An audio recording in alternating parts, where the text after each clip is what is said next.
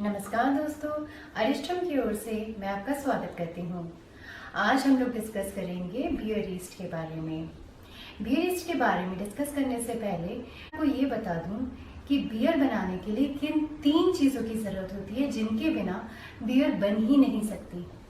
सबसे पहला होता है मॉल्ट, हॉप्स और बियर ईस्ट। ये 3 चीज़ें आपको चाहिए ही चाहिए। अब मॉल्ट क्या होता है? आप कोई भी ग्रेन ले लीजिए। मैं एग्जाम्पल के तौर पे वीट लेती हूँ। बार्ली हो सकता है, राई हो सकता है, ज्वार इत्यादि।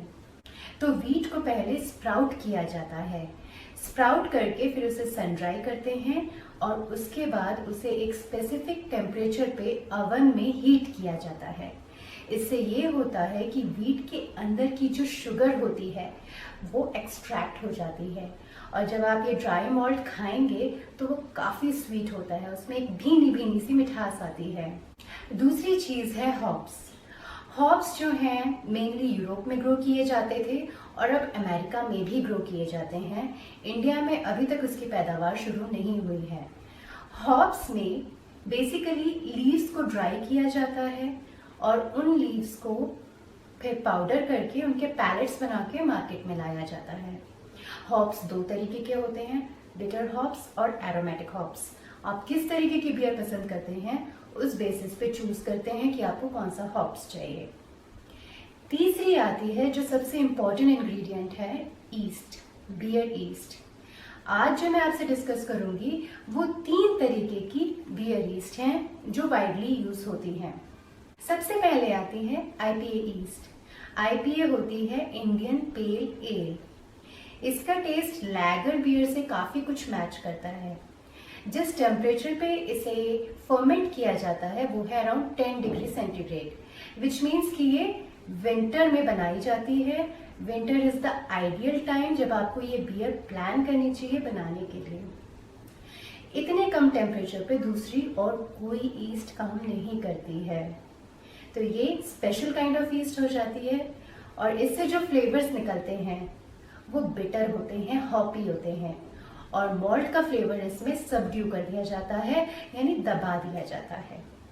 इसमें जो अल्कोहल कंटेंट बनता है वो होता है 7%। दूसरी ईस्ट है व्हीट बियर ईस्ट। जैसा कि नाम ही बता देता है, ये ईस्ट व्हीट मॉल्ट को फर्मेंट करने के लिए यूज की जाती है। अगर आप इस ईस्ट को यूज करते हैं 10 से 18 डिग्री सेंटीग्रेड के बीच में फर्मेंट करने के लिए, तो ये काफ़ी कुछ क्लोव टाइप के या लवंग टाइप के फ्लेवर्स देती है। और अगर आप इस ईस्ट को यूज़ करते हैं थोड़े हायर टेम्परेचर्स पे, जैसे कि 22 से 28 डिग्री सेंटीग्रेड के बीच में, तो ये बनाना फ्लेवर्स प्रोड्यूस करती है। अगर आपको सिट्रस या फ्रूटी बियर्स पसंद हैं तो आप इस ईस्ट का इस्तेमाल करते हैं। जब आप अपना वॉट बॉयल कर रहे हो तो उस टाइम पे आप संतरे का छिलका, फ्रेश संतरे का छिलका कद्दूकस करके डाल सकते हैं। कुछ कोरिएंडर सीड्स डाल सकते हैं फ्लेवर्स को एनहेंस करने के लिए। इससे जो अल्कोहल बनता है वो भी 7% बनता है आईपीए की तरह। तीसरे तरीके की जो ईस्ट है वो है स्टाउट पोर्टर ईस्ट। ये हाई अल्कोहल कंटेंट ईस्ट होती है। इससे अल्कोहल लेवल 13% तक बियर्स में आ जाता है, तो इससे काफ़ी स्ट्रॉन्ग बियर्स बनती हैं। टेम्परेचर रेंज जो इस बियर ईस्ट के लिए ज़रूरी है वो है 15 to 25 डिग्री सेंटीग्रेड और जो फ्लेवर्स इसमें से आते हैं वो मॉल्टी फ्लेवर्स होते हैं। तो ये बियर ईस्ट अगर आप यूज़ करते हैं तो आपकी बियर मॉल्टी बनती है। अब मेरा एक सवाल है आपसे कि क्या आप बियर ईस्ट की जगह बियर में वाइन ईस्ट यूज़ कर सकते हैं? तो इसका जवाब है नहीं। वो इसीलिए क्योंकि बियर ईस्ट जो है वो मॉल्टोज होती है शुगर जो मॉल्ट से हमने एक्सट्रैक्ट की थी। तो ये ईस्ट उस मॉल्टोज को फर्मेंट करती है, जिस वजह से आप इस ईस्ट को वाइन में यूज नहीं कर सकते। और अगर आप वाइन ईस्ट लेते हैं तो वाइन ईस्ट फर्मेंट करती है फ्रक्टोज को, यानी कि जो फ्रूट की शुगर है, ग्लूकोज को जो ग्रेप्स की शुगर है, या सुक्रोज को जो टेबल शुगर है उनको। तो अगर आप वाइन ईस्ट बियर में यूज करते हैं तो भी वो वर्क नहीं करेगी। अरिस्टम के पास फिलहाल 3 बियर ईस्ट हैं। एक है IPA ईस्ट जैसे कि मैंने बताया BF16, एक है व्हीट ईस्ट CS31 और स्टाउट पोर्टर ईस्ट CN36। इसके 12 ग्राम्स के और 100 ग्राम्स के पैकेट्स हम लोग रखते हैं।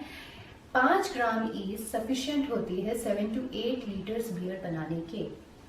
अच्छा होता है कि ईस्ट को ज़्यादा स्टोर करके ना रखा जाए, बिकॉज ईस्ट पेरिशेबल है, हो सकता है वो कुछ टाइम बाद खराब हो जाए, एक्टिवेट ना हो। लेकिन फिर भी ईस्ट को 3-4 महीने से आसानी से रेफ्रिजरेट करके रखा जा सकता है।